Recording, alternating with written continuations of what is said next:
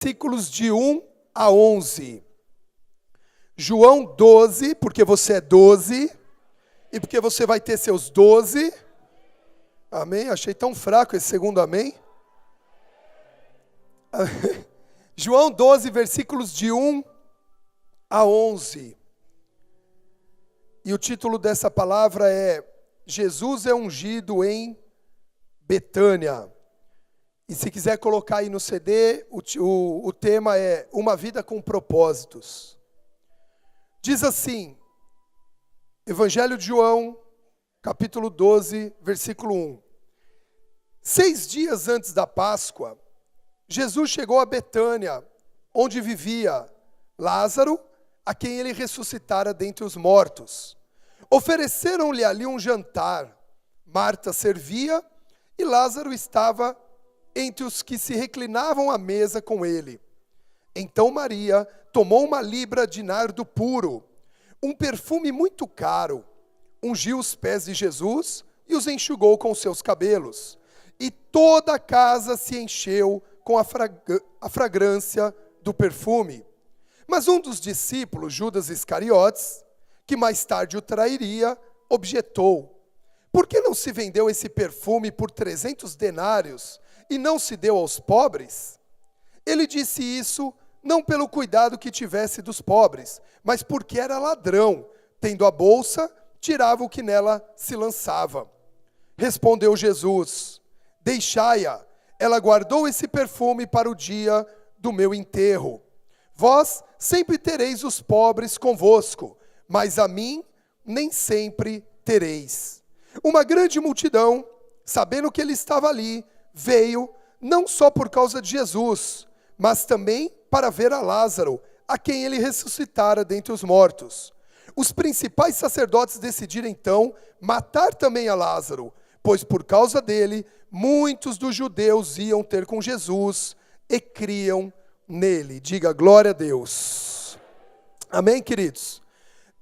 Quando eu estava lendo essa passagem e Deus me sinalizou que queria falar conosco nesta manhã e nesse dia a respeito dela, uma frase me chamou a atenção quando Jesus responde para Judas. Judas indaga Jesus por que desperdiçar aquele perfume, ele poderia ser vendido, aquele dinheiro poderia ser dado aos pobres.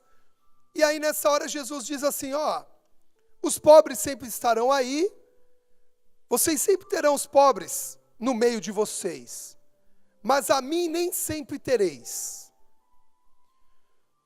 Isso foi uma frase dita naquele momento, Jesus ainda estava presente, então, teoricamente, a gente poderia analisar da seguinte forma: Jesus iria morrer, Jesus iria ressuscitar, Jesus voltaria para os céus, e os discípulos não veriam mais Jesus de forma física. Porém, se nós trouxermos para os dias de hoje, a gente analisa que em Mateus 28, Jesus disse assim: e eis que eu estarei convosco todos os dias, até o final dos tempos. Ou seja, é um contrassenso, é uma antítese. Jesus disse que nem sempre teríamos ele, nem sempre estaríamos com ele, mas ele estaria conosco. Porém, quando a gente para analisar, isso não diz respeito a Jesus não estar acessível a nós. Porém, é possível vivermos uma vida achando que estamos com Cristo e, na verdade, não estamos.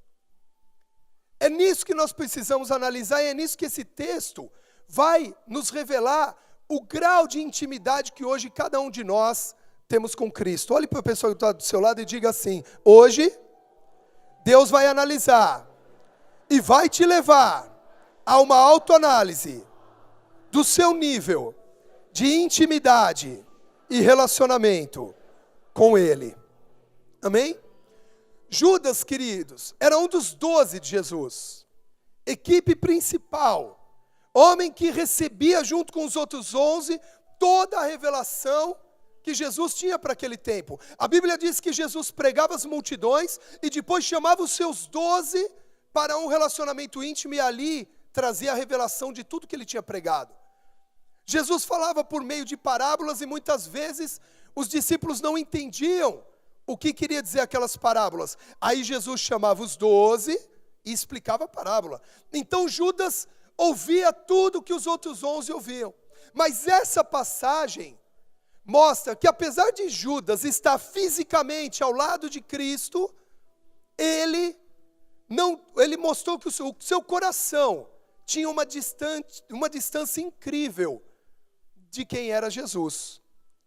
A primeira característica de quem está distante de uma intimidade com Deus é a perda ou a falta de discernimento espiritual. E a pergunta é, para que nós precisamos desse discernimento? Para que precisamos dessa sensibilidade espiritual? Porque todos aqueles que tiverem sensibilidade espiritual, eles vão discernir o que está acontecendo ao seu redor e no mundo aí fora. Para você tomar decisões que vão determinar o teu êxito ou o teu fracasso futuro, você precisa de discernimento e sensibilidade espiritual. E eu pergunto, quantos querem ter sensibilidade à voz de Deus nesse lugar? Quantos querem entender o que está acontecendo ao seu redor? Porque veja só, quando Maria chega naquele momento, quebra aquele vidro e derrama o perfume e enxuga com os seus próprios cabelos os pés de Jesus. Judas, sem discernimento, porque ele estava distante espiritualmente de Jesus, ele estava perto fisicamente. Então isso quer dizer que você pode estar aqui hoje fisicamente, mas distante nos seus pensamentos e no seu coração. Por isso eu declaro toda a atenção voltada aqui agora, em nome de Jesus, que os seus pensamentos sejam levados cativos à obediência em Cristo Jesus, e você receba todo o discernimento e toda a revelação necessária. Amém? E aí, Judas, que estava do lado, estava vendo o que estava acontecendo. Ele estava próximo de Jesus, mas o seu coração sem intimidade com o mestre. E por isso ele não conseguiu entender quão tremendo era aquele momento. E aí, como ele não entendeu o que ele fez, criticou. Todas as pessoas que não discernem o que está acontecendo no momento, ela toma a postura de criticar. Quando você não entende, você critica. Quando você não conhece, você critica. Então você vê a atitude de uma determinada pessoa e você não a conhece, não se dá a conhecer, então você critica. Ó, por que ele é assim? Por que ela é assado? Só que quando você vai conhecer, aí você fala, meu Deus, agora eu entendi. Olha como foi a vida daquela pessoa, olha como foi o passado dela, olha o quanto ela sofreu, o quanto ela é marcada, agora eu entendi por que ela é assim. Queridos, você vai ter muitos discípulos, e esses discípulos vão ser consolidados e vão permanecer, sabe por quê? Porque você vai entender e você vai conhecer, e você vai se dar relacionamento com eles. Amém? Sem relacionamento não se consolida pessoas no reino, sem relacionamento não se faz discípulos. E na atitude de Maria, a única coisa que Judas conseguiu ver foi o lado material daquela situação. E eu quero dizer algo para você. Se você só vê o lado material das coisas, nunca andará por fé, nem compreenderá os planos celestiais ao seu favor. Quer ver um exemplo bem prático? Quem não discerne o tempo que estamos vivendo hoje na igreja, critica a oferta do templo. Por que critica a oferta do templo? Porque não consegue ver qual é o propósito que Deus tem para esse momento. Vê só a questão material. Vê só, para que gastar tanto dinheiro construindo aquele templo, se poderíamos transformar esse dinheiro em cestas básicas? Se poderíamos transformar esse dinheiro em construção de casas ou qualquer outra coisa? Para ajudar as pessoas que estão precisando. E as pessoas estão precisando. Não podemos fechar os nossos olhos às necessidades que as pessoas têm. Porém, existe um plano, um propósito divino maior do que muitas vezes nós conseguimos enxergar. Porém, enxergaremos se tivermos discernimento espiritual. E teremos esse discernimento se a nossa vida estiver em unidade com Deus. Então eu quero declarar que Deus hoje está te levando, está te resgatando, está aperfeiçoando o seu relacionamento com Deus, a sua intimidade com Ele, para que você entenda, para que você ouça tudo aquilo que Ele tem para a sua vida. E só quem recebe, dê um forte aplauso ao Senhor Jesus. Amém?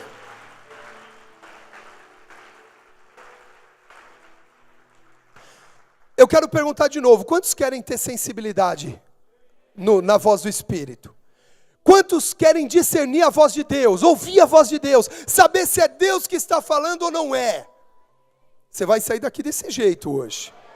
Eu tenho certeza disso. Você sabia que Deus tem um propósito para a tua vida?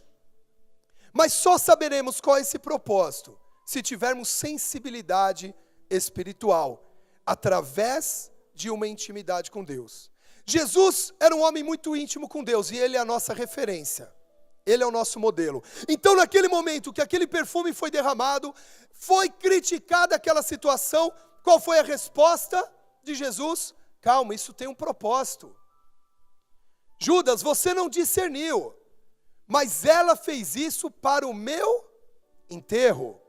Ela fez isso porque isso prova qual é a vontade de Deus para a minha vida. Deus, quando enviou Jesus, Ele tinha uma vontade expressa para a vida de Jesus, que Ele viesse e que Ele pagasse o preço da nossa redenção. Jesus precisou vir, viver como homem, experimentar a vida humana. Ele conseguiu viver no nosso meio sem pecar, porque se Ele pecasse, Ele não poderia pagar o preço. O cordeiro que deveria ser sacrificado tinha que ser puro, tinha que ser sem mácula. Então Jesus, Ele conseguiu viver aqui no nosso meio, se tornando uma referência para nós. Porém, o propósito de Deus foi que Ele vivesse, mas que num determinado momento Ele morresse para a redenção do pecado de toda a humanidade. Essa é a Páscoa, que celebramos já aqui, e que está sendo hoje, como falou o pastor Fernando, de forma equivocada, sendo celebrada pelo mundo. A Páscoa é isso, é a morte e ressurreição de Cristo. É Ele ter morrido por nós, ter derramado o sangue dEle, para que eu e você fôssemos salvos e recebêssemos a condição da vida eterna. Você já pode celebrar por isso, porque você já tem a vida eterna. Deus já te escolheu para viver eternamente, para viver na eternidade com Ele, para celebrar dia a dia a vitória que Ele conquistou para nós. Então, Deus tinha um propósito para a vida de Jesus, assim como tem um propósito para a sua vida. Você não está aqui à toa. Diga para quem está do seu lado, pelo amor de Deus, você não está aqui à toa. Olha bem, você não é um erro da natureza. Você não é um acaso. Eu digo isso porque teve pessoas que ouviram até dos pais na infância. Você foi um erro na nossa vida. Aquela gravidez indesejada, os pais sem discernimento sobre o que aquilo poderia resultar sobre a vida do filho, disseram o quê? Você foi um erro. Você é um peso. Você veio sem querer. Só que nós com Jesus precisamos ter discernimento do que acontece nas nossas vidas. Quando eu tive meu primeiro filho, que foi o Rubem, foi algo programado por mim e pela pastora. Foi algo programado. Queríamos ter um filho. Fizemos a nossa parte e Deus fez a dele. Tudo resolvido. O Rubem nasceu. Aí passou aquele período, quarentena que chama? Quaresma, passou o período da quaresma. Eu estou resguardo. Passou o período do resguardo, mas são 40 dias. Tá vendo? Estou quase lá. Passou o resguardo, eu pensei que era quaresma. Passou o resguardo. E aí, continuamos lá nos relacionando, quando de repente, tinha acabado de fazer um ano, não tinha nem feito um ano, grávida de novo. Rápida multiplicação. Debaixo dessa unção, grávida de novo. Né? E aí, nem tinha mandado naquela época, olha só. E aí o que aconteceu? Grávida de novo, nós não esperávamos. Algo que aconteceu, não programei. O primeiro nós programamos, queremos ter um filho agora. O segundo veio. Se é alguém que não tem discernimento espiritual, olha aquilo como um erro, um equívoco, um problema. Aí agora, olha o problema. Vai nascer o problema. Está chegando a hora de vir o problema. E depois a criança se torna um problema. E os pais dizem, o que foi que eu fiz? Para esse filho ser um problema? É assim que acontece, falta de discernimento. Mas para nós, a vinda do segundo filho não foi um problema, foi uma surpresa. Não esperávamos. Mas não foi um problema, tanto que nós buscamos algo que selasse na vida dele aquele tempo. Não foi um erro, mas foi um presente, porque presente é inesperado. Por isso o nome Natã. Natã quer dizer presente de Deus, dádiva de Deus. Você pode dar um forte aplauso ao Senhor Jesus? Até para dar o nome para os seus filhos hoje, você precisa de discernimento. Senão você vai estar amaldiçoando a vida dele. Nome tem significado, tem poder no reino do Espírito. Sabe qual é meu nome? Eu tenho que falar. Carlos. Alguém sabe o que quer dizer Carlos? Príncipe poderoso. Alguém sabe o que quer dizer Henrique? Fazendeiro rico. Alguém sabe o que quer dizer Mendes Trote humilde?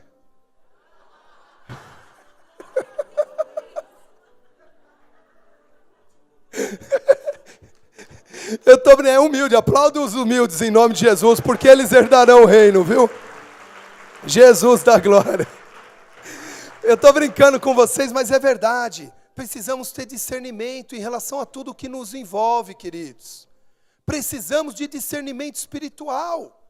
Porque senão perderemos momentos como esse, onde Jesus estava sendo selado para a maior obra de redenção da face da terra, e Judas estava olhando o dinheiro que estava sendo gasto.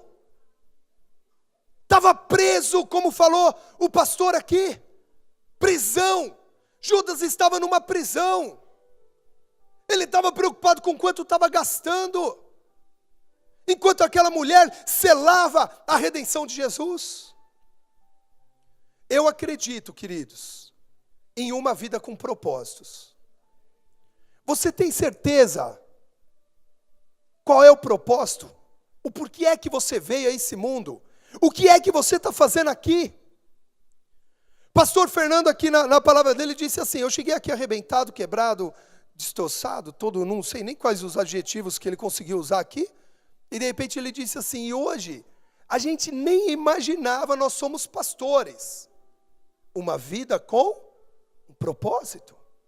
Deus tinha um propósito que está se cumprindo na vida deles e através da vida deles, assim como de muitos aqui.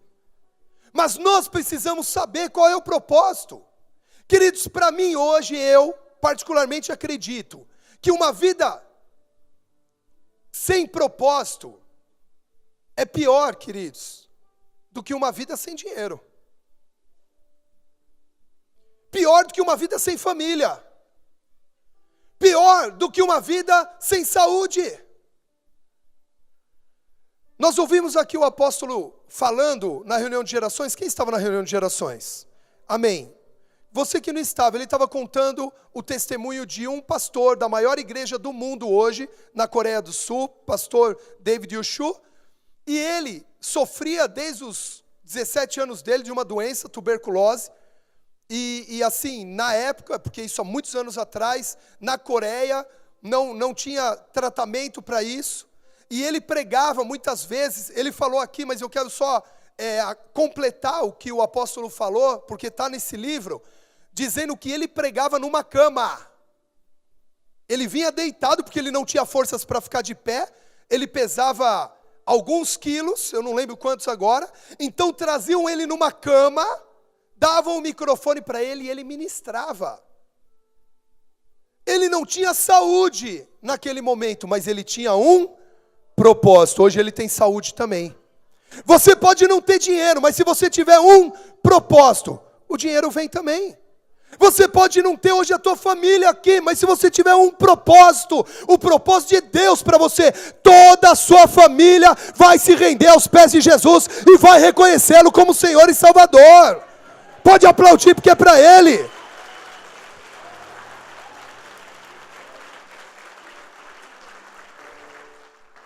Queridos, eu acredito em uma vida com propósitos e objetivos. Eu sei que ninguém nasceu só para crescer, reproduzir, ficar velho e morrer. Adão e Eva receberam a ordem de Deus, sim, cresça, sejam fecundos, multipliquem, mas governem. Tinha um propósito. Tinha um propósito, eles governarem, eles exercerem autoridade. Então, queridos, nós precisamos entender qual é o propósito. Dinheiro, saúde, família, tudo isso já é objetivo de Deus para a tua vida. Deus já objetiva isso para você. Deus já trabalha nisso ao seu favor. Quando Ele te ensina princípios, quando Ele opera milagres, Ele já está trabalhando na sua vida para que você tenha dinheiro, para que você tenha família, para que você tenha saúde. Nós oramos por alguém aqui para receber saúde. É Deus trabalhando, a pessoa nem está aqui, ela está no hospital e nós estamos aqui orando por ela. Ou seja, Deus já trabalha no propósito de te dar saúde, dinheiro e família. Ele quer te ver com dinheiro, Ele quer te ver com saúde, Ele quer ver toda a tua família resgatada.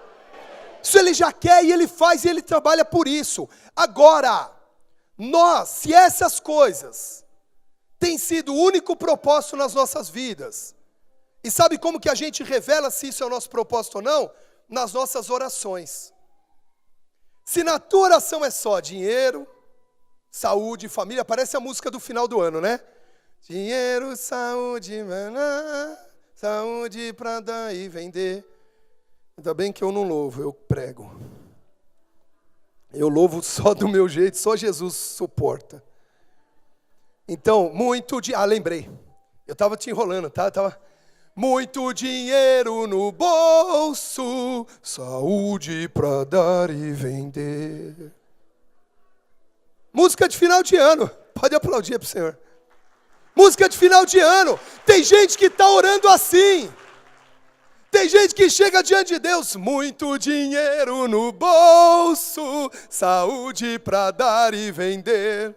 Aí no dia seguinte, muito dinheiro no bolso.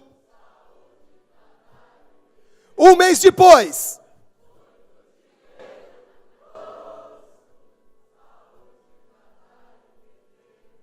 Tá bom, chega.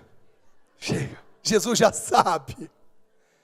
Ele vai te dar e você pode pedir, Ele não está te proibindo. Mas se isso for o único propósito na tua vida hoje, sabe o que eu quero te dizer? A essência de Cristo não conseguiu entrar em você ainda.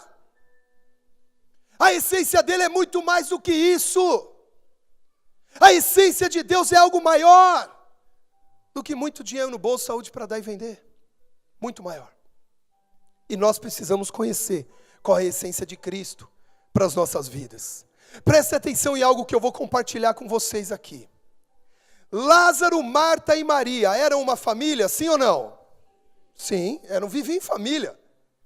Todas as vezes que citam eles, cita a casa deles, a família deles, a unidade deles. Então era uma família unida. Eles tinham dinheiro, sim ou não? Sim, tinham dinheiro. Aquela ofertinha de perfume que Maria fez, eu quero te levar a compreender nos dias atuais quanto é. 1 denário representava um dia de salário. Vamos pegar o salário mínimo, 720 e poucos reais. Dividido por 30, multiplicado por 300. Aquela oferta foi de 7.200 reais. Foi uma ofertinha que ela fez num jantar. Então eles tinham dinheiro. Para alguém ir lá e fazer uma oferta de 7.200, é porque tinha acabado de comprar aquele perfume, tinha investido naquilo. Então eles eram uma família. Eles tinham dinheiro. Eles não estavam com problema financeiro. Estavam gozando de saúde, sim ou não? Sim, de uma saúde que eu e você ainda não gozamos, que é alguém ir morrer e ressuscitar. E vai ficar assim, amém? Essa experiência ninguém aqui precisa ter. Lázaro tinha morrido, estava doente e morreu. Ressuscitou e a Bíblia não cita que ele ressuscitou com a mesma doença. A ponto de todo mundo querer visitá-lo para saber quem era esse cara que morreu e ressuscitou e não tem mais nada. Então nós vemos aqui a estrutura de uma família que tinha dinheiro, que gozava de saúde. Nesse momento, queridos, se a gente parar e analisar racionalmente, não era o momento dela ir lá e fazer aquela oferta, porque estava tudo bem. Normalmente, racionalmente, a gente faz quando? Quando está no desespero. Quando é que a gente se lança aos pés? Porque ali fora a oferta, ela se lançou aos pés de Jesus. Quando é que a gente se lança aos pés de Jesus? Na hora do desespero. Racionalmente falando na hora do medo, da dúvida, da incerteza, de quando está tudo caindo na nossa cabeça, aí a gente se lança, faz propósito, vem orar às 6 horas da manhã, não falta em nada, faz ofertas ousadas, às vezes. Mas eles estavam tudo bem. Se estava tudo bem, que oferta ousada era aquela? Se estava tudo certo, que atitude ousada era aquela?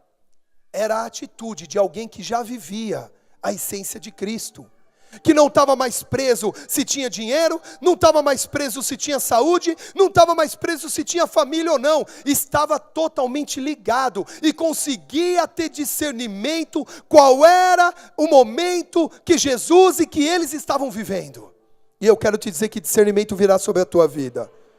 Querido, se você vai entender o que está acontecendo na tua casa, Deus vai te mostrar o que está acontecendo na tua casa e vai mudar a história da tua família. Deus vai te mostrar o que está acontecendo na tua empresa, na empresa que você trabalha, e o teu discernimento vai fazer você ser exaltado e o nome de Jesus ser glorificado naquele lugar. Nós precisamos desse discernimento, senão ficamos lutando, e nos cansamos, e desanimamos, e queremos desistir. Sabe por quê? Porque estamos lutando de forma errada. Está na hora de lutar de forma certa. Quando você luta de forma certa, você vence. E eu estou diante de vitoriosos aqui nesse lugar. De homens e mulheres que são vitoriosos. A pergunta é, qual é o propósito? Qual é o chamado de Deus? Maria tinha um propósito na vida dela. Preparar a sepultura do Senhor, e ela esteve atento àquele momento. Qual é o teu propósito? Qual é o propósito de Deus para a tua vida? Ainda se resume dinheiro, família, saúde? Ou você já está conseguindo enxergar algo além? Algo que te dá todas essas coisas também, mas que cumpre um propósito mais excelente da parte de Deus para a tua vida. Precisamos sair de uma superficialidade. Deus tem algo muito maior e algo muito melhor. Mas não é todo mundo que está conseguindo viver isso. Deus hoje vai resgatar propósitos aqui nesse lugar. Deus vai trazer à tua memória propósitos que Ele já te lançou. E você, por medo, por dúvida, por incerteza, deixou para trás. Deixou passar. Hoje Ele vai resgatar. E a tua vida vai entrar num propósito tremendo. Em nome de Jesus. Queridos, olha só, eles tinham dinheiro, eles eram uma família, eles estavam gozando de saúde, porém, independente disso, eles já tinham entendido que Jesus estava em suas vidas acima de tudo. Não existia, olha isso, não existia mais restrição para eles servirem a Jesus. Não tinha mais restrição. Eles romperam com qualquer dificuldade que poderia existir para eles servirem a Jesus. Sua casa se transformou em uma célula. Quantos aqui tem uma célula na sua casa? Quantos gostariam de ter uma célula na sua casa? Amém? Pai, fica com a mão levantada. Pai, em nome de Jesus, o Senhor está vendo essas mãos levantadas, e eu os abençoo, Pai, para que o Senhor possa colocar ali uma sede de avivamento, e transformar aquela casa num lugar de salvação, de milhares e milhares e milhares de vidas. Só quem recebe dê um forte aplauso ao Senhor Jesus.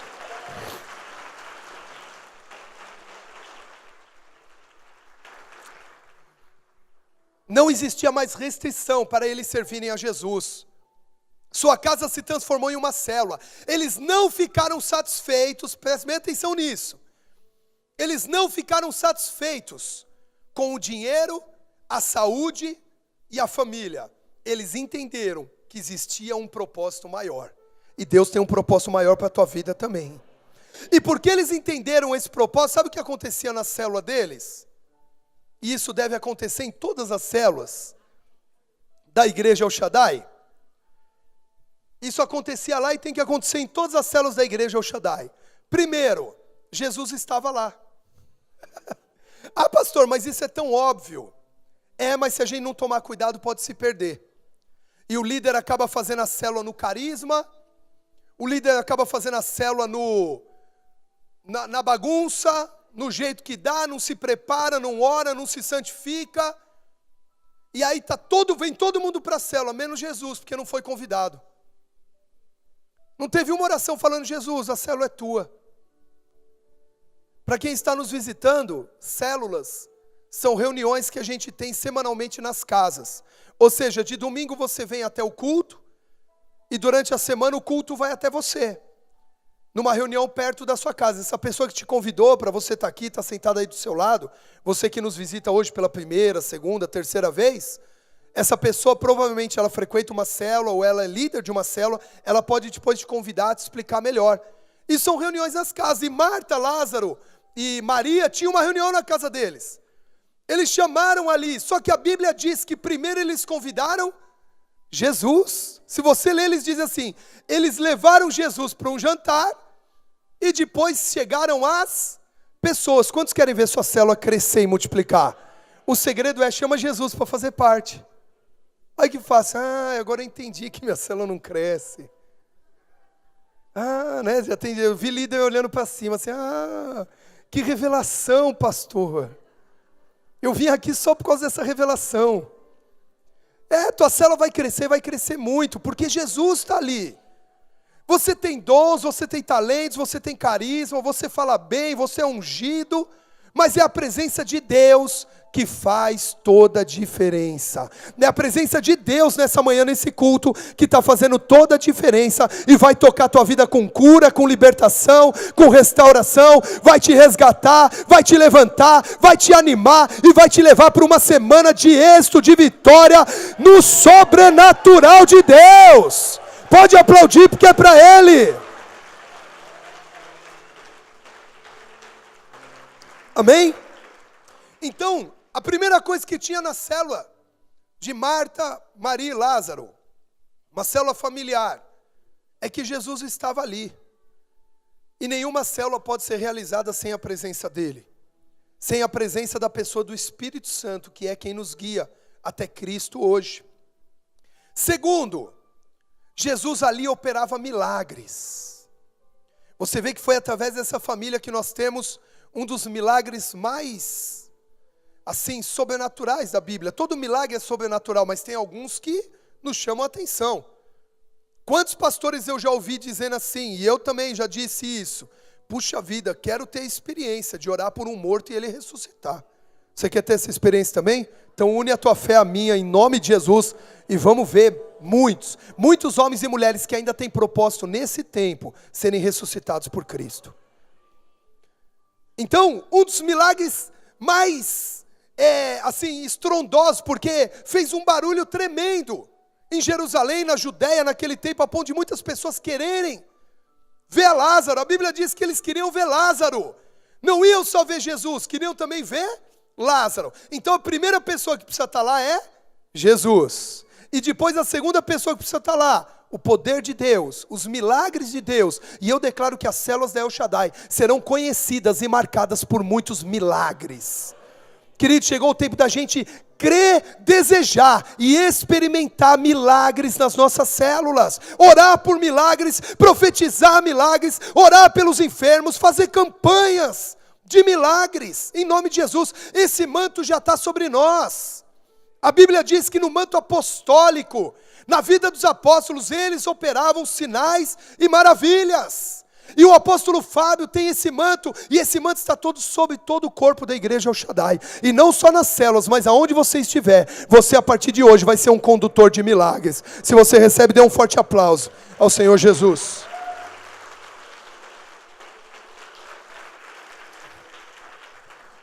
Eu quero confessar algo para vocês, assim. Eu exercia isso mais constantemente. Ultimamente eu parei de exercer. Eu parei de ser tão efusivo, tão intenso, como a pastora Maísa me conhece, tão intenso em oração por milagres. Eu vivia isso muito mais. Discípulos meus estão aqui, de um tempo em que eu fazia célula, e a célula vivia milagres, muitos milagres, queridos. Milagres sobrenaturais, daqueles assim de marcar, e na semana que vem vinha a família inteira. A família inteira. Uma vez eu estava num casamento aqui, e chegou um vizinho aqui da igreja El Shaddai, e entrou aqui no meio do casamento, já estava na hora da comunhão, assim, do casamento, da festa. E ele entrou aqui procurando o apóstolo Fábio, e o apóstolo Fábio disse assim, veio e falou assim, ó, eu preciso de minha ajuda, minha mãe está há 4 meses numa cama, ela fez uma cirurgia no esôfago, e essa cirurgia deu certo, preste bem atenção nisso, essa cirurgia deu certo, os exames estão ok, mas ela não consegue comer. Ela faz 4 meses que ela não come, ela está numa cama, ela não levanta mais. O senhor pode orar lá por ela?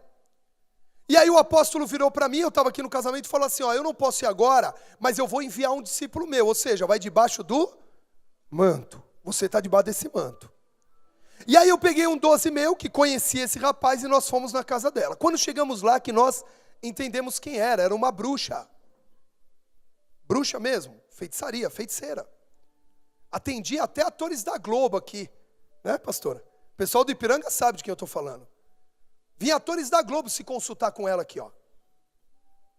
E aí essa mulher na cama, 4 meses, nós entramos lá, a irmã dela já tinha vindo de Salvador, porque ela já estava desenganada e ia morrer, então a irmã já veio para ficar os últimos dias com ela. E aí nós entramos lá, com fé, com desejo de ver Jesus vencer naquele momento. E sabe o que aconteceu? Eu orei. Pedi para que todo mundo ali concordasse comigo, orei por ela. Preguei o plano de salvação, aceitaram Jesus. Quando ela terminou de fazer a oração de aceitar Jesus, eu já tinha orado por cura. Aquela mulher levantou, sentou na cama e disse assim, eu quero comer. Desceu as escadas, entrou na cozinha, o que ela pegou, banana, o que ela foi pegando, ela foi comendo. Tanta fome que essa mulher tinha. Curada instantaneamente. Um sobrenatural de Deus. Os cultos eram na Portuguesa. Isso foi no sábado, o casamento. No domingo ela estava com mais 11 pessoas no culto. Mas a minha pergunta para mim, a pergunta para mim mesmo é, por que eu parei?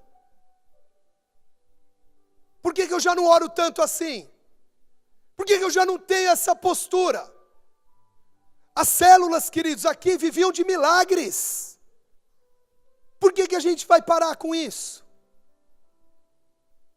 Hoje nós vamos analisar, mas também Deus vai restaurar todas as coisas em nome de Jesus. Porque o que Deus nos mostra é por uma restauração, é por um arrependimento e por uma mudança definitiva de atitude em nome de Jesus. E seja assim na tua vida também, você pode orar, você pode louvar a Deus, dando um forte aplauso a Ele. Amém? Então, primeiro Jesus estava lá naquela célula, então aquela célula tinha poder. E aí Jesus ali operava milagres. E eu quero te dizer que onde você estiver, milagres vão acontecer. Não tenha medo. Não tenha medo, ore mesmo, impõe as mãos. Eu lembro, um tal de expulsar demônio aqui nas ruas do Ipiranga. Porque a igreja estava num fogo, a gente passava aqui, os vizinhos tudo endemoniado. Na rua. E eram libertos. Era uma coisa linda, a gente saía do culto fazendo libertação na rua. E agora? A gente sai do culto, nem percebe que tem crente passando na rua. Nós somos diferença nesse mundo. Aonde você for, você tem a luz de Cristo. Não podemos ser mais um lá no meio. A nossa vida tem propósito. A minha, a tua vida tem propósito. Nós não podemos desanimar. Porque os propósitos de Deus jamais serão frustrados. Você crê nisso? Diga para a pessoa que está do seu lado, os propósitos de Deus na sua vida jamais serão frustrados. Pode dar um forte aplauso ao Senhor.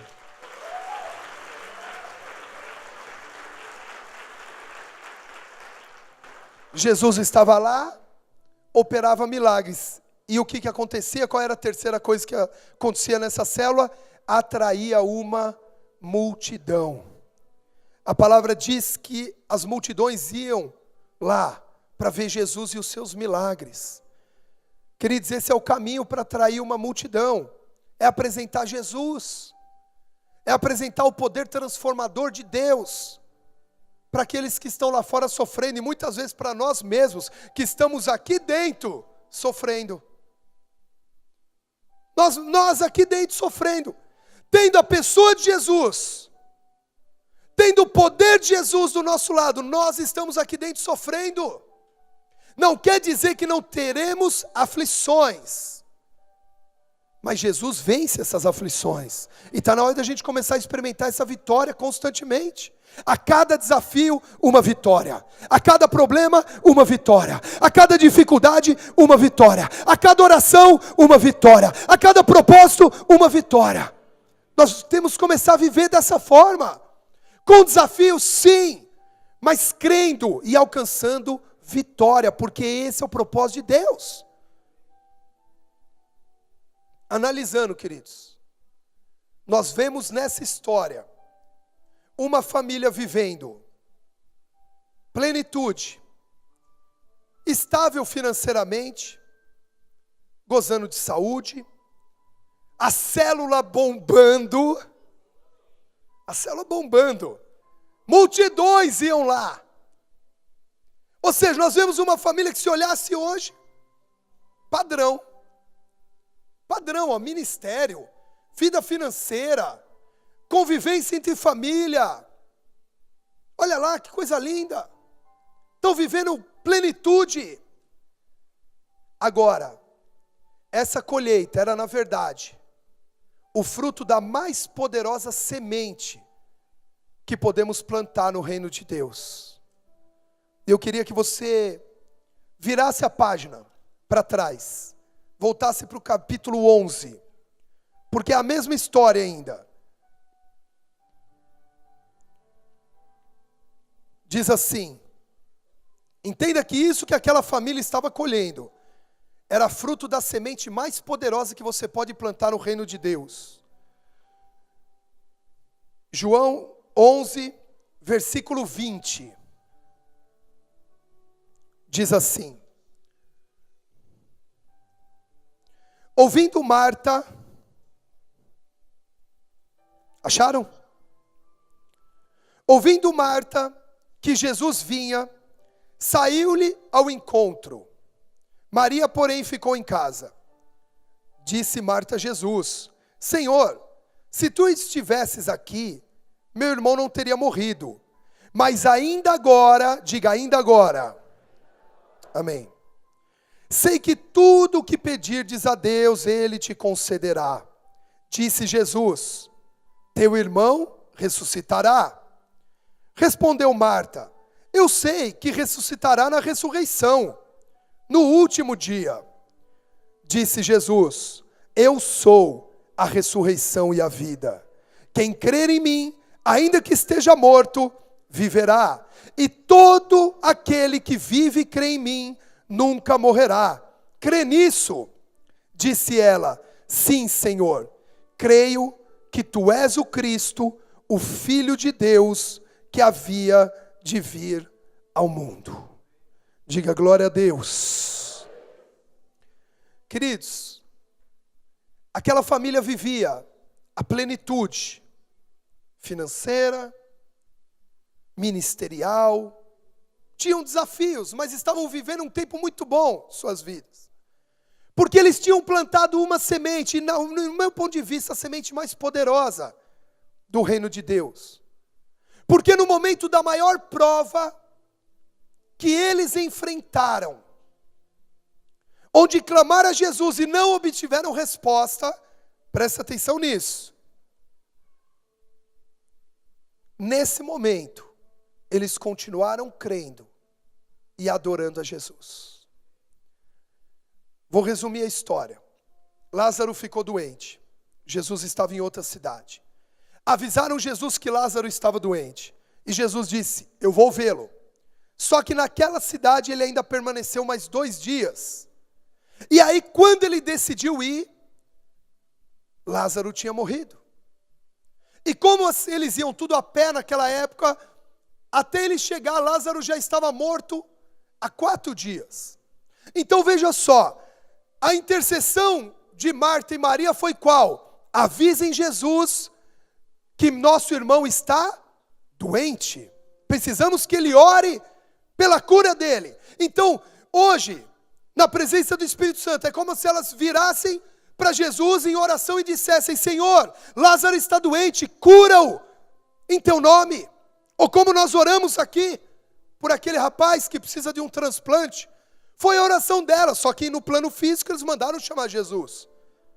Senhor, cura Lázaro.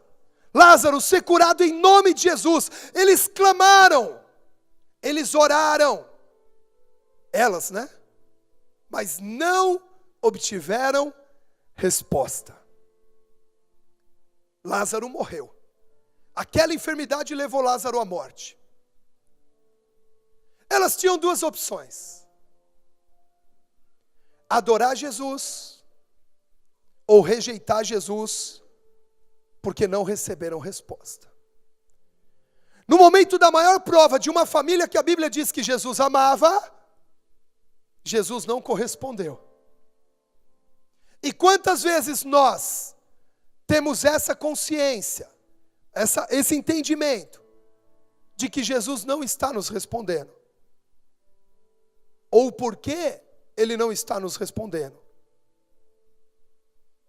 Nós também temos 2 opções: ou adorá-lo, ou rejeitá-lo. Quando você clama pelas contas que você tem para pagar, e as contas continuam atrasadas, você tem 2 opções: ou adorá-lo, ou rejeitá-lo. É fácil rejeitar, vai e pega o empréstimo, rapidinho. Aquela doença, ou adoramos, que não foi curada, ou adoramos, ou rejeitamos a Jesus. Aquele familiar que ainda não veio para a igreja, aquele casamento que está quase sendo destruído, temos 2 opções. Se Jesus não respondeu, ou adoramos, ou rejeitamos. A maior semente que eu e você podemos plantar no reino de Deus se chama adoração no tempo da prova. Se chama continuar crendo, mesmo quando todas as circunstâncias dizem o contrário. Deus te trouxe aqui porque Ele não está indiferente à tua prova. A Bíblia diz que Jesus chegou lá e chorou, junto com Marta e junto com Maria. Chorou. Isso quer dizer que Ele sente, que Ele sabe, que Ele não está de costas viradas para ninguém. Queridos, não é falta de fé você chorar no enterro de um familiar teu. Eu preciso ministrar isso, porque os crentes acham, às vezes, que chorar porque alguém se foi é falta de fé. Queridos, você ama. Dói. Chore mesmo.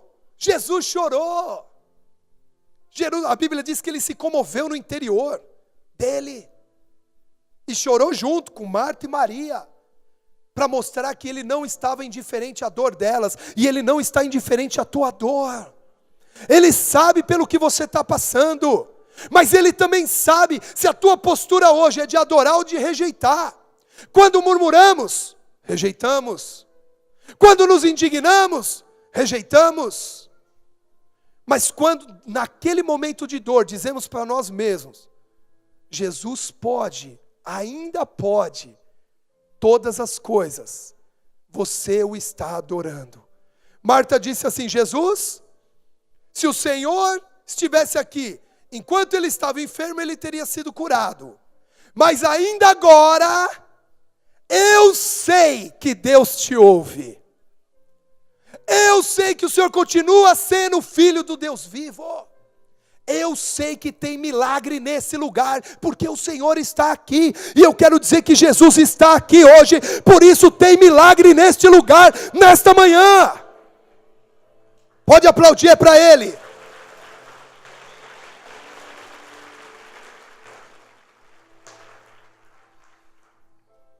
Nesse momento, queridos, eles adoraram a Jesus, eles tiveram fé, eles choraram, elas, né?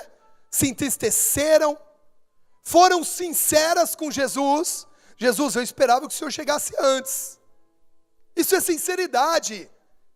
Jesus, eu imaginava que pudesse ser de outro jeito, mas ainda agora, eu sei que o Senhor pode todas as coisas.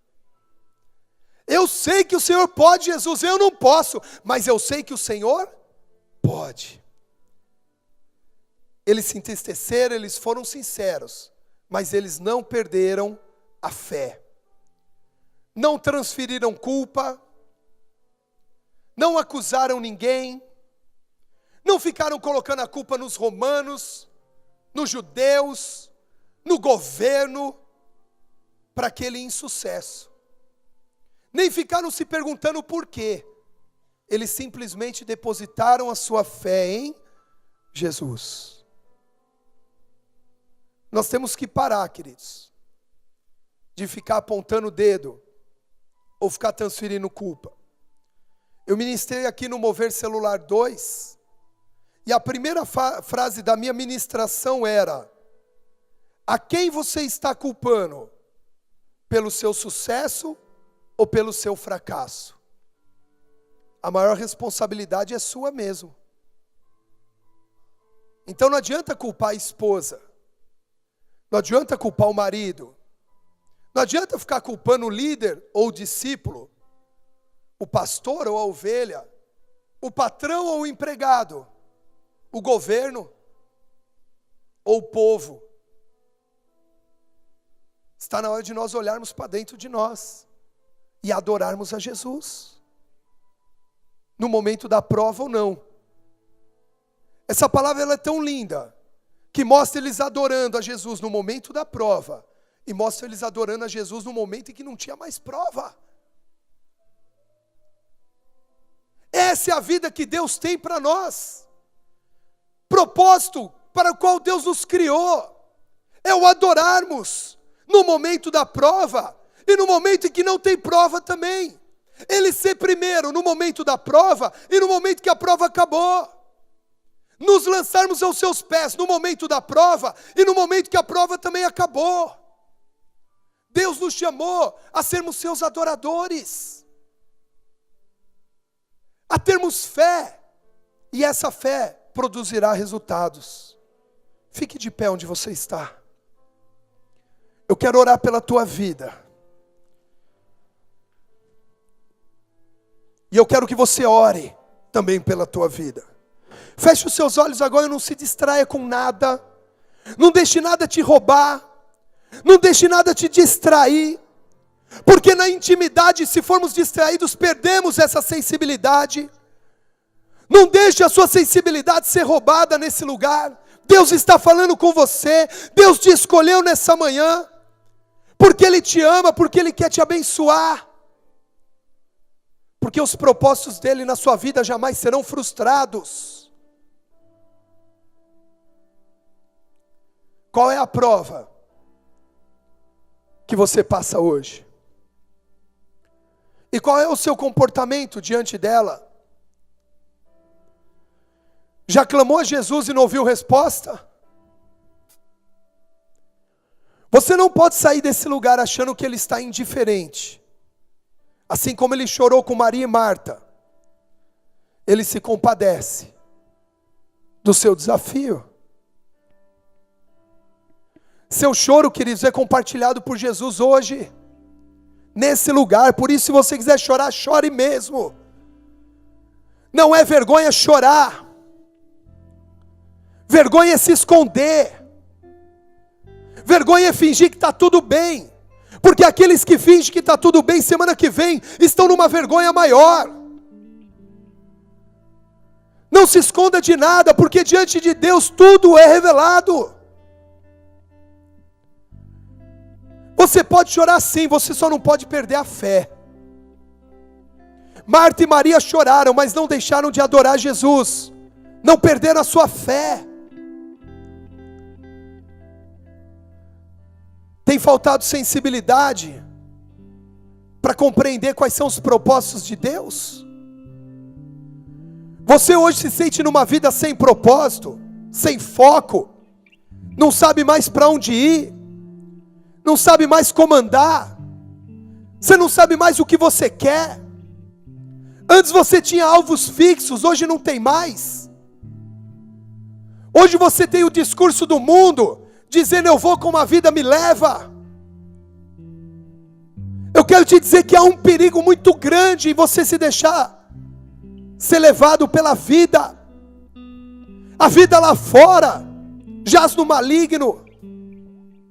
A vida sem propósitos de Deus está presa no maligno. E Deus e Jesus na cruz do Calvário já te libertou, já te resgatou. Talvez as lutas fizeram isso, te desanimaram, te entristeceram. Você olha aquela situação e ela tem uma pedra, mas eu quero te dizer, não perca a fé. Essa é uma manhã onde a nossa fé está sendo não só provada, mas restaurada, resgatada. Uma porção de fé está vindo sobre a tua vida hoje.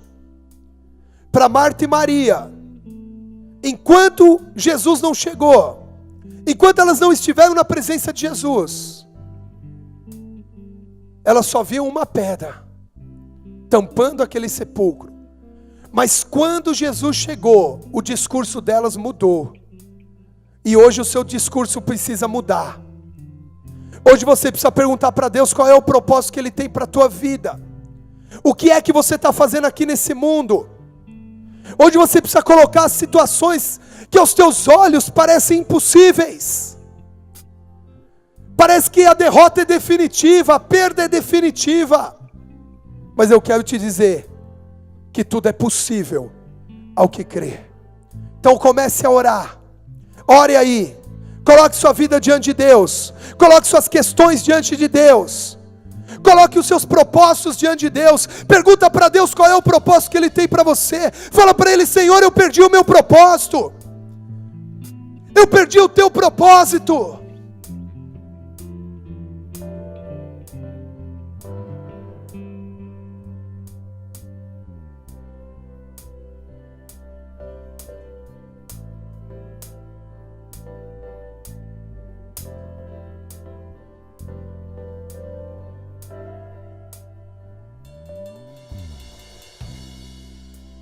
Posso clamar pela fé, posso enxergar pela fé, posso tocar pela fé, pela fé.